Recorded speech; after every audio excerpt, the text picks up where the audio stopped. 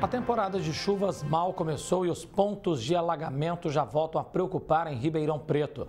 Em algumas regiões, mesmo com aquelas obras milionárias, o problema continua. A temporada de chuvas já começou na macro-região e os pontos de alagamento voltam a gerar preocupação. Na Avenida Delmo Perdiza, por exemplo, o trânsito sempre fica prejudicado quando a pista é tomada pela água, mesmo após as obras milionárias realizadas em gestões passadas. Na região do Córrego da Via Norte, a situação é semelhante. A rua Romano Coró está entre as mais afetadas. De acordo com esse professor de climatologia, até o final do ano a condição será de muita chuva na região. De fato, o calendário hidrológico já começou. E aí, com o avanço desses sistemas de baixa pressão impulsionados por pulsos polares, então nós temos aí uma reorganização do tempo atmosférico em toda a América do Sul. Então, essa umidade com o ar quente e a superfície também com uma temperatura mais elevada são os ingredientes perfeitos para a formação de chuvas mais volumosas. E por isso que nós temos a primavera-verão aqui para o estado de São Paulo e na macro-região ribeirão-pretana, a quantidade de chuvas mais significativas para esse período. É muito importante que a população também não se coloque em uma situação de risco. Então, identificando ali uma área alagada ou inundada, ou até mesmo uma enxurrada, não passe por esse local. Muitas vezes a gente não percebe, pode ter uma tampa de bueiro aberto, um buraco. Então, procure um local mais elevado, com a presença dos ventos, procure uma edificação segura, né?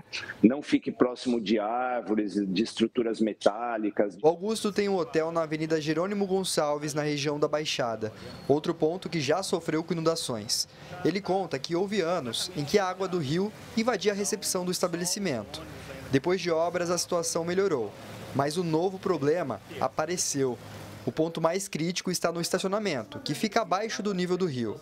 De 2 anos para cá, toda vez que o nível do Ribeirão Preto sobe, a água começa a retornar pelas galerias pluviais.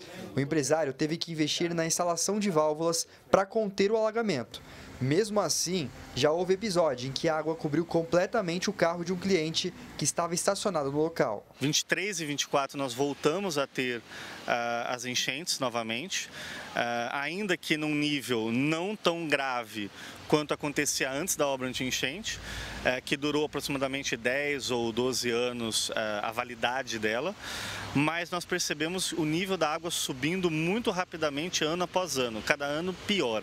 Outro investimento foi a instalação de uma câmera e um ponto estratégico. O equipamento fica apontado para o rio e conta com um sistema de inteligência artificial, capaz de identificar quando o nível da água se aproxima da mureta do ribeirão. Assim, os funcionários do hotel conseguem se prevenir e tomar medidas antes que uma nova inundação aconteça. Nós estamos trazendo sacos de areia de uma maneira emergencial, é importante ter, até que as comportas cheguem. As comportas são uma questão delicada, porque a aparência delas na porta de um estabelecimento também gera um certo receio.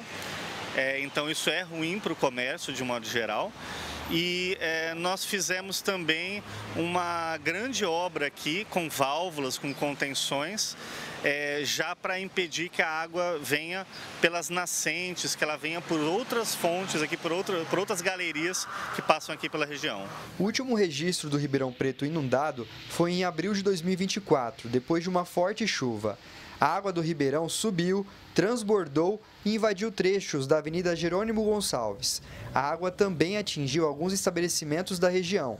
O alagamento aconteceu mesmo depois das obras anti-enchentes realizadas em 4 etapas, com investimento de cerca de 117 milhões de reais, ainda na gestão da ex-prefeita Darcy Vera. O canal do córrego Retiro Saudoso também foi alargado e aprofundado para aumentar a vazão, além de outras melhorias que beneficiaram diretamente mais de 30 bairros da região oeste da cidade. Agora, com a temporada de chuvas, o receio é de que novas inundações aconteçam no local. A volta das enchentes, ela está diretamente ligada com o crescimento desordenado da cidade. E nós também percebemos que o crescimento da Zona Norte não nos afeta, mas quando chove na Zona Sul de Ribeirão Preto, inclusive Bonfim Paulista e Cravinhos, pode acontecer inclusive enchentes sem que esteja chovendo em Ribeirão Preto. Enquanto nós tivermos novos empreendimentos, novos condomínios impermeabilizando o solo naquela região e despejando toda a água pluvial, despejando toda a água no Vale dos Rios, a perspectiva de nós termos uma melhora nessa situação ela é baixa. Edson Ferreira para o Jornal da Clube. A Prefeitura informou que realiza ações preventivas e corretivas para evitar alagamentos, inclusive em áreas críticas. Apesar das obras já feitas, como o alargamento do córrego da Jerônimo Gonçalves, as mudanças climáticas e o aumento das chuvas exigem ampliar o sistema de drenagem urbana. Em períodos de chuva, o município atua emergencialmente para garantir mobilidade e segurança e finalizou pedindo que a população evite o descarte irregular de lixo, que causa entupimentos e aí agrava os alagamentos. Creso de Franco Peixoto, engenheiro civil, é quem participa com a gente a partir de agora. A gente segue então falando sobre esse assunto. Creso, agradecendo mais uma vez a sua presença aqui. Essas obras realizadas no Ribeirão Preto foram suficientes para reduzir o risco de novas inundações na sua análise? Creso, boa tarde.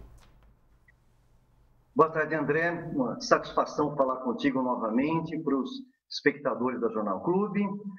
André, enchente em fundo de vale continua enchendo espaços na área de notícias. E, infelizmente, nós não podemos garantir que nós estejamos no momento para dizer não vai mais ter enchente.